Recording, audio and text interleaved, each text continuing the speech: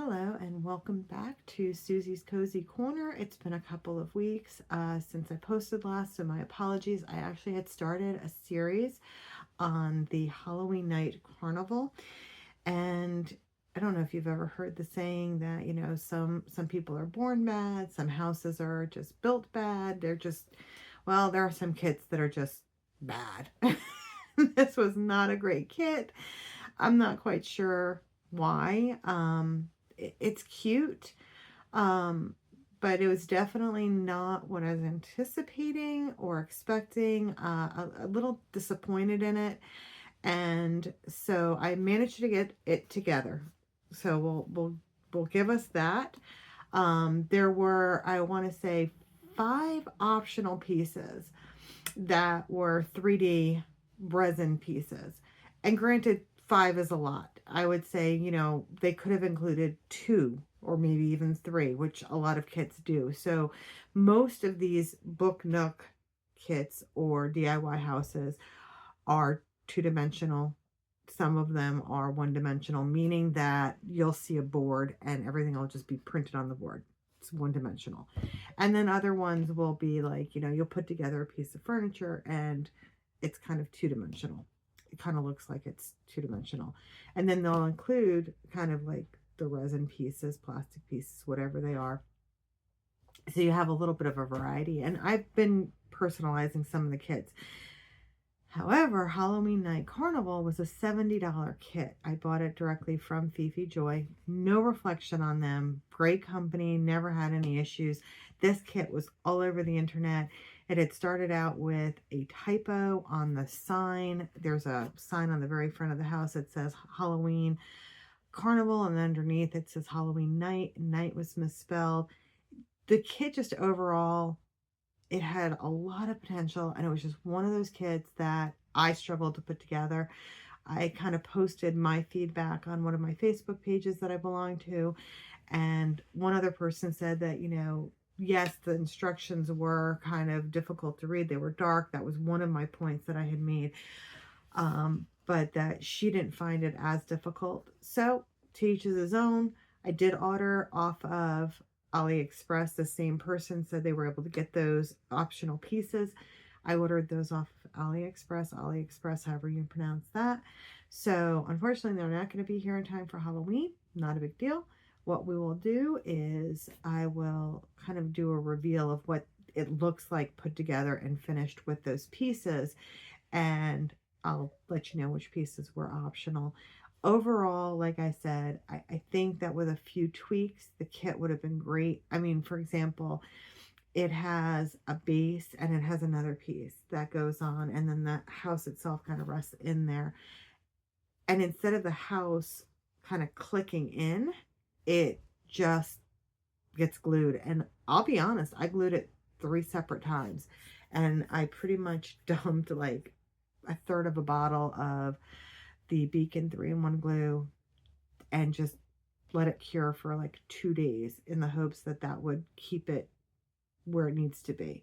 So things like that, just to me, you're building this pretty large structure and the base of it doesn't really have a true foundation. And so that kind of created some issues early on. But anyway, it is together, but that's what took me away from this for a few weeks. So my apologies, but I was not going to put out my first video series with a kit that I didn't feel confident I could even finish, let alone, trying to teach you all how to do it.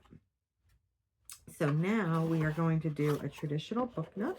And this one I'm excited about. It is called Key Tracking. And I got this one off of Amazon. I want to say this one was less than $50, but I don't know the exact price. It's going to be a series. Obviously, it's right now about 9:45, and my bedtime is 10 o'clock. I try to be in bed by 10. I have a hybrid work schedule. I work full time, as I said, and that hybrid work schedule requires me to be in the office 3 days a week, which is great. I get to work remote 2 days. Those remote days tend to be long days because I find they're very highly productive days to work. So these, like today, are pretty long. They start at 5:30 in the morning. I leave my house at 6:30. I have about a 45-minute commute with normal traffic. And it's about 9:40 on a Monday night. So this kit actually came with a tube of B7000 glue, which is really nice. We have our package of lights and some accessories. These will most likely be covers for the kit itself. Does not look like there's a lot of books. That's typically what these are. And then you'll also see right here is most likely pictures that will be on the walls. And then there's 2 envelopes that you'll make. And this is a much smaller scale than a lot of the book Nooks. I don't know if you can see the books themselves. That's a jacket cover for a book. We have our instructions. I am literally opening this up with you all. I will tell you, some people hate instructions like this. They're not in color. I'm going to reserve judgment, and I'll tell you why. I've done several of these kits that were just black and white instructions. And to be honest with you, they were very easy to read. That was the drawback to Halloween Night Carnival, was that the instructions were in full color, but they were dark, and it was really hard to read them and to see. And so this is nice because you can clearly see each of the steps. So again, I think it's a personal preference. And then we have our boards. So every kit that you get is going to be similar to this, where you're going to see the dust cover. And I will tell you, make sure it comes with a dust cover. Some of them don't, and you can get those off of AliExpress as well. But these are not something you want to even try to dust. I think they are the equivalent of dusting a chandelier, which, if you've ever attempted that, is not easy. So what I do is, the first thing I do is I make sure I have all of my pieces. And so every kit comes with an inventory sheet, and it's right here is part of it. So this is most likely what's in this bag. It also gives you a legend, so there'll be certain items. So if you see, for example, this dark colored star, this is telling you colored, goes on the front, meaning that if you have a piece like this, colored is the finished side. This is the unfinished side. And then some of these pieces actually have printing on both sides, which is also nice. So far, I'm pretty impressed with the quality of the kit. As we get into it, it'll help me determine a little bit better how does it pop out of the board. This is, I call it the motherboard, and then these are the pieces that pop out of the motherboard. So you'll hear me kind of call it those things. I'm not an expert. I'm self-taught, like in everything. So, so let's see here. We have a battery compartment. We have a touch plate. We have a single LED bulb. We have 3 of those. We should have 5 screws. There's our 5 screws. Here's our screwdriver. Most kits come with a screwdriver. There's a little flower pot in here. And this is what I was talking about, a 3D detail like this instead of it just being printed. We've got some dried flowers, which I would imagine go into that flower pot. There's also some adhesive tape in here. We've got our sticker sheet. We've got our acrylic pieces. So far, everything's looking real good. I'm just going to double check these lights. And you also want to make sure that your lights work. And it looks like this is one of those kits that I'm going to have to put together, which I'll do the next time, and I'll test the lights with y'all. But I always try to test my lights before I install them. So here's our touch plate. So this is the back. This is the front. Here is our battery box. And then we have our 3 lights. So everything is here. And then I like to put my boards in order. I just do it in alphabetical order. Some people actually have organized their boards. They like to have them standing up, and they are pretty creative in the solutions that they've come up with. Some people have built their own. Some people have reused, like Hobby Lobby had almost like a filing system for letters, and they decided to use that. So I leave my boards in a pile. And we'll see. There's a couple kits that I have in my stash that are 400 plus pieces. So it may behoove us, I think, to invest in one of those board organizers. So we have A, B, C, D, E, F, G, H, and J. So we have skipped over P, or I, H, I, J. I can... I love late nights. It's so much fun. Okay, so it looks like we are going to start by putting together a piano. So I'm going to need boards J and boards E. So here's board J. Here is board E. And lots of finished both side pieces. Again, that's really nice. I use stain pens. You'll often call them furniture repair kits. I got this right at my local grocery store, but they typically come with these, and it's like to fix scratches in wood. You also can buy stain pens. None of this stuff is expensive. I think that kit with all of the little accessories cost under $10 at the grocery store. And then here's a wood finish stain marker. Again, not expensive. I like to buy them because there are sometimes that you'll have a kit and a piece may be printed wrong, or you know that it's going to be seen. It's a chair leg, for example, and you want to just finish the inside of it just to make it look a little bit better. That's what those are for. They really come in handy, and they're not expensive. Okay, so I am going to pop out all of these items, and then I will be right back, and we're going to put together our piano. So when you're popping these out, you do want to try to go front to back, back to front. And I don't know if you can see, but there are these little tiny pieces of wood that are actually holding this to the motherboard. So that's where you want to press, because that's what's connecting it to the motherboard. So you want to avoid trying to put any pressure, for example, on the center of that piece, because that center is going to break, and that's how you break pieces. So you want to always press. I'm using my nail.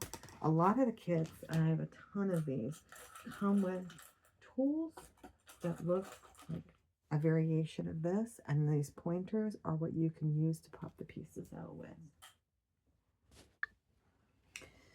Okay, so we have J18, which is this piece, and we have E2, which is this piece, and you want to make sure your orientation is correct. And so this is going to go right into here. Now, I'm going to see how this fits. I am one of these people that I do tend to glue. A lot of people don't like to glue. I do glue. And the reason I do this is because the kits are meant to go together one time. And so, especially pieces that move. Now this, I don't think this piece is going to move. I think once we put it in, it's never going to move again. So I do, just for insurance purposes, I guess you can say, I do like to go ahead and just put a little bit of glue, not a lot. It's optional. I always test fit everything first, and if it seems like it's going to be really strong, great. Then I don't have to worry about it, but I tend to err on the side of caution. Okay, This is going to go into here.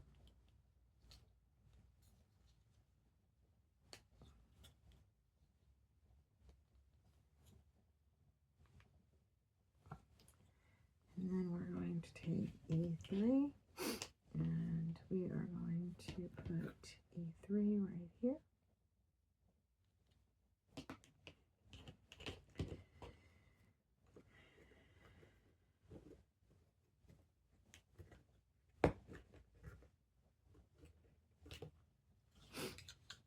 And apparently I don't put it on at all, no. I sort of do it like when you do a nut, you kind of have to make sure that all of your nuts and bolts and screws or whatever you want to call them are on before you tighten everything down. At least it's the way my dad taught me. And so what I try to do is I try to start kind of the piece that needs to connect when you have more than one piece. And of course this is going to, because people are watching, it's like, yeah, have you ever had that happen? Okay. So that's what we're up to. So we have E2, J18, E22, and E3. And then they want me to go ahead and take these 3 pieces and I'm going to have to glue these onto the back. And I want to make sure again that I have my orientation correct. So before you put glue down, before you do anything, always make sure that you know how your pieces are supposed to go.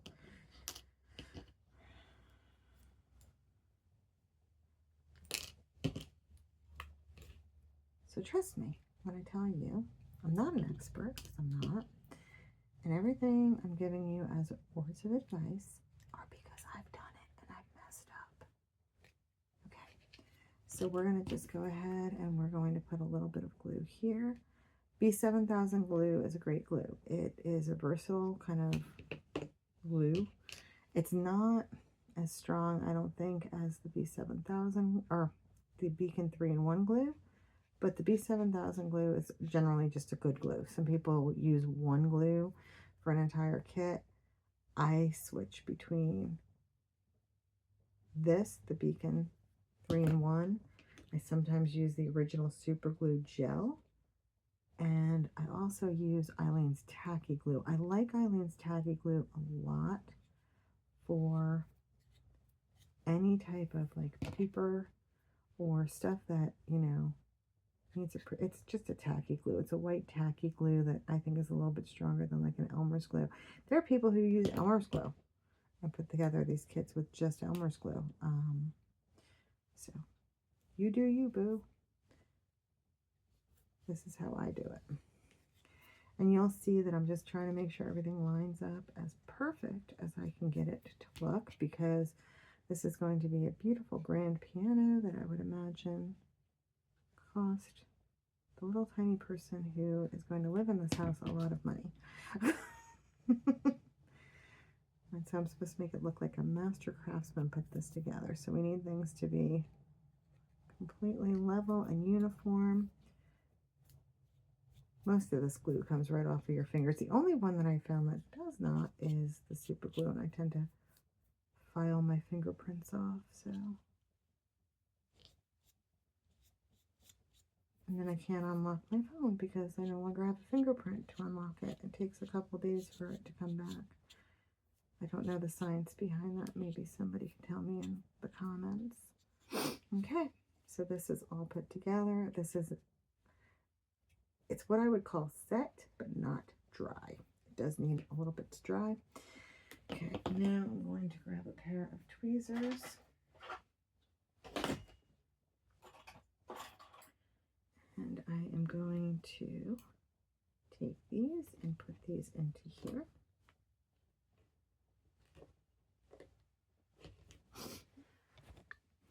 And then we're going to take the foot pedals.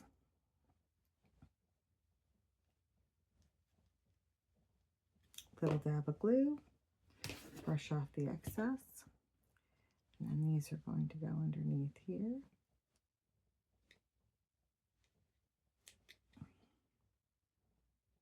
I'm telling you, it's because you all are watching. I'm going to blame you.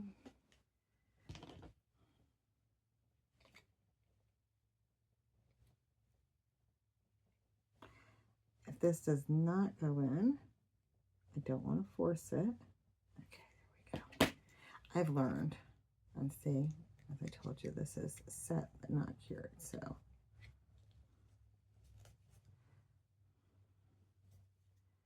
okay, so it's starting to look like a little piano. Okay, the next piece that we are going to do is we are going to take J35 and we've got J34, which is going to be this top piece. I'm just going to literally put a tiny dollop of glue. This, I believe, is what holds the music sheets. That's going to go there in the center. Apologies for the burn on my hand.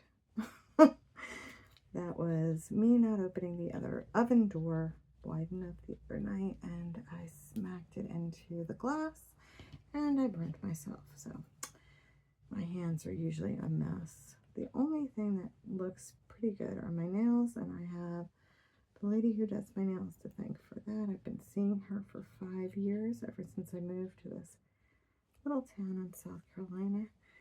Even though we're considered a city, not quite sure how you can be a city with less than 3,000 people.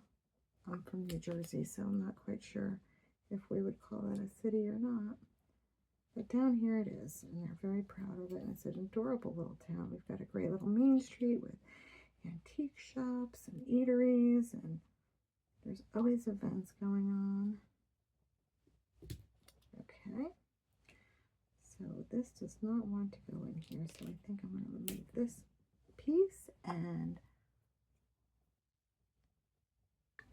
okay, we have got our piano top all done, and now we are going to work on the lid, which is really pretty. So that's the wood side, and then look at how pretty the underside is.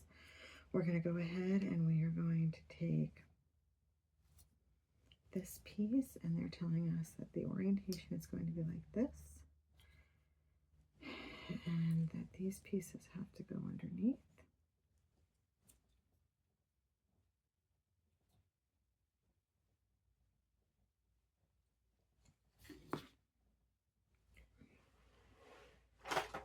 Use my pliers.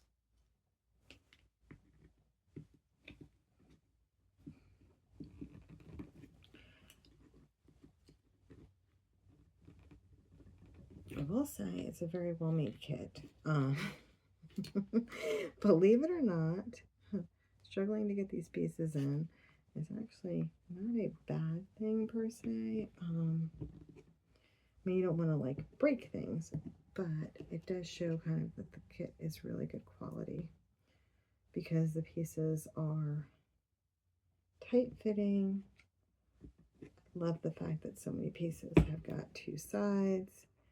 There's nothing so satisfying as when you hear that click of a piece going in. So there we go. There's your 2 pieces. And then we're going to take this piece, that, and then this bottom part's a little curved. Hopefully you can see that. And then this is going to be what holds up the piano. So we're going to put this piece in next. Okay, now this piece, the lid, is going to go onto this piece here. And we are going to put these 2 pieces in here, and then this piece is going to go there. So I am going to see how this is going to go. I've got to get myself oriented. Okay. So it's going to go like that. Okay, let me get that piece in. Okay, so we have our lid on top of the top, and you can see the flowers underneath. So that's what the top looks like. That's what it looks like underneath. And then we're going to take this piece and it is going to get attached to the base that we put together.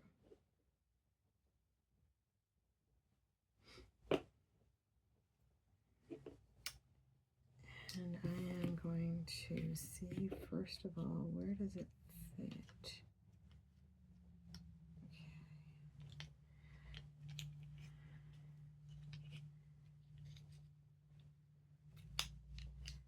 And as I said, these pieces are pretty tight. This is not going to be moved, so I'm just going to snap this lid kind of down into place. I don't have great hands. If you watched my first video, I had carpal tunnel surgery in both hands, so I use tweezers and things like that because I don't want to put too much force on the pieces. They'll break. Okay, so then we're going to be moving on to our next step. Now that we've got that all together, I'm going to pop out the last piece, which needs to be glued down, and then we'll be done for the night. And we have our little keys. We're going to put some glue on the back of those.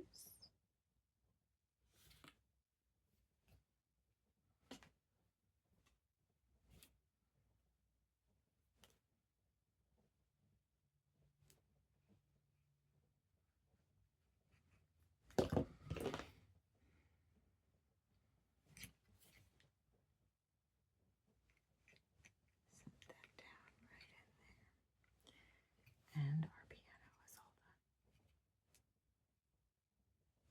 done. And that's it for tonight.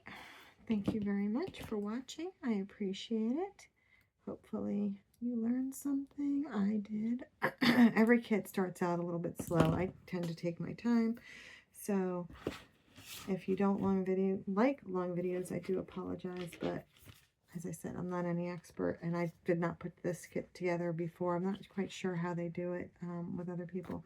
The other thing I'm going to do real fast is I'm going to go ahead and I'm going to do these envelopes, and really all you do is you just take them, you peel them off, just like a regular envelope. We're going to go ahead and we're going to take the sides. There's actually a little score on them. You're going to fold the sides in, and you're going to fold the sides in. Then you're going to take the bottom piece and you're going to fold that up again along the score line. Don't like flatten it too much because it is supposed to look like a little letter.